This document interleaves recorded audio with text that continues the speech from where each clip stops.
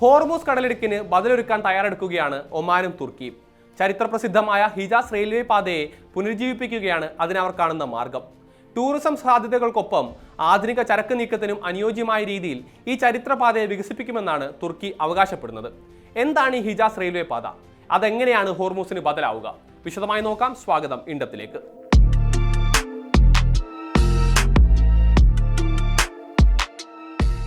20-ാം നൂറ്റാണ്ടിന്റെ തുടക്കത്തിൽ ഒട്ടോമൻ ഭരണകാലത്ത് നിർമ്മിക്കപ്പെട്ട ചരിത്രപ്രസിദ്ധമായ റെയിൽവേ ശൃംഖലയാണ് ഹിജാസ് റെയിൽവേ.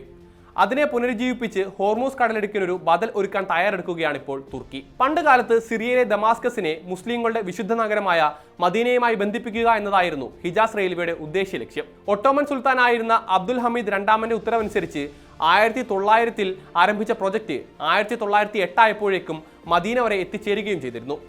ലോകത്തിന്റെ വിവിധ ഭാഗങ്ങളിൽ നിന്നുള്ള മുസ്ലിം തീർത്ഥാടകർക്ക് ഹജ്ജ് യാത്ര സുഗമമാക്കുക എന്നതായിരുന്നു ഇതിന്റെ പ്രധാന ലക്ഷ്യം. മുൻപ് മാസങ്ങളോളം ഒട്ടകപ്പുറത്ത് മരുഭൂമിയിലൂടെ നടത്തിയിരുന്ന ദുഷ്കരമായ യാത്ര ഇതോടെ ദിവസങ്ങൾ മാത്രമായി ചുരുങ്ങി. തീർത്ഥാടനം മാത്രമായിരുന്നില്ല, ഒട്ടോമൻ സാമ്രാജ്യത്തിന് തങ്ങളുടെ വിദൂര പ്രവിശ്യകളിലേക്ക് സൈന്യത്തെ വേഗത്തിലെത്തിക്കാനും ഹിജാസ് റെയിൽവേ സഹായിച്ചിരുന്നു. പക്ഷേ 1-ാം ലോക യുദ്ധകാലത്ത് ഈ പാത വലിയ രീതിയിൽ ആക്രമിക്കപ്പെട്ടതോടെയാണ് ഹിജാസ് റെയിൽവേ എന്ന സ്വപ്ന പദ്ധതി ആകെ തകരുന്നത്. നിലവിൽ ഈ പാതയുടെ ഭൂരിഭാഗവും തകർന്ന നിലയിലോ ഉപേക്ഷിക്കപ്പെട്ട നിലയിലോ ആണ്. അതിനെ പുനരുജ്ജീവിപ്പിച്ചാൽ നിലവിൽ ഹോർമൂസ് കടലിടുക്കിലെ സംഘർഷം മൂലമുണ്ടാകുന്ന പ്രതിസന്ധികളെ മറികടക്കാൻ സാധിക്കുമെന്നാണ് തുർക്കി കണക്കുകൂട്ടുന്നത്. ആദ്യഘട്ടത്തിൽ തുർക്കിയെ സിറിയയിലെ അലപ്പോയുമായി ബന്ധിപ്പിക്കുമെന്നും നിലവിലുള്ള അലപ്പോ ദമാസ്കസ് ജോർദാൻ ശൃംഖല ഇതിനായി പ്രയോജനപ്പെടുത്തും എന്നാണ് തുർക്കി അവകാശപ്പെടുന്നത്.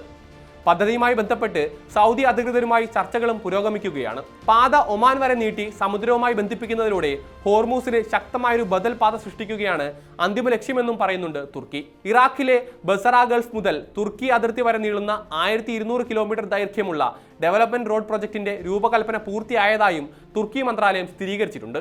ഹൈവേ, റെയിൽവേകൾ, ഊർജ്ജ വാർത്താവിനിമയ ലൈനുകൾ എന്നിവ ഉൾപ്പെടുന്ന ഈ വൻകിട ഇടനാഴി UAE, ഖത്തർ, ഇറാഖ്, തുർക്കി എന്നീ രാജ്യങ്ങളുടെ പങ്കാളിത്തത്തോടെ അന്താരാഷ്ട്ര ധനസഹായം ഉപയോഗിച്ചാണ് നടപ്പിലാക്കുക. മേഖലയിലെ അശാന്തമായ സാഹചര്യം ശാന്തമാകുന്നതോടെ ഇതിന്റെ നിർമ്മാണ പ്രവർത്തനങ്ങളിലേക്ക് കടക്കുമെന്നും തുർക്കി ചൂണ്ടിക്കാട്ടിയിട്ടുണ്ട്. ഹിജാസ് റെയിൽവേ നിർമ്മിക്കപ്പെട്ട കാലത്ത് ദമസ്കസിൽ നിന്ന് ആരംഭിച്ച് ജോർദാൻ വഴി സൗദി അറേബ്യയിലെ മദീന വരെ നീളുന്നതായിരുന്നു ഈ റെയിൽവേ ലൈൻ. ഏകദേശം 1300-ലധികം കിലോമീറ്റർ ദൈർഘ്യം ഇതിനുണ്ടായിരുന്നു. യഥാർത്ഥ പദ്ധതി പ്രകാരം ഇത് മക്ക വരെ നീട്ടാൻ ഉദ്ദേശിച്ചിരുന്നെങ്കിലും സാങ്കേതികവും രാഷ്ട്രീയവുമായ കാരണങ്ങളാൽ അന്ന് മദീനയിൽ നിർമ്മാണം അവസാനിപ്പിക്കേണ്ടി വരികയായിരുന്നു. പക്ഷേ സൗദി അറേബ്യയിൽ ഇതിന് ചരിത്രപരമായ അവശിഷ്ടങ്ങളും പഴയ സ്റ്റേഷനുകളും മ്യൂസിയങ്ങളായും വിനോദസഞ്ചാര കേന്ദ്രങ്ങളായും സംരക്ഷിച്ചു പോരുന്നുണ്ട്. ജോർദാൻ പോലുള്ള ചില രാജ്യങ്ങളിൽ ഇതിന്റെ ചെറിയ ചില ഭാഗങ്ങൾ ടൂറിസം ആവശ്യങ്ങൾക്കായി ഇന്നും പരിമിതമായി ഉപയോഗിക്കുന്നുമുണ്ട്.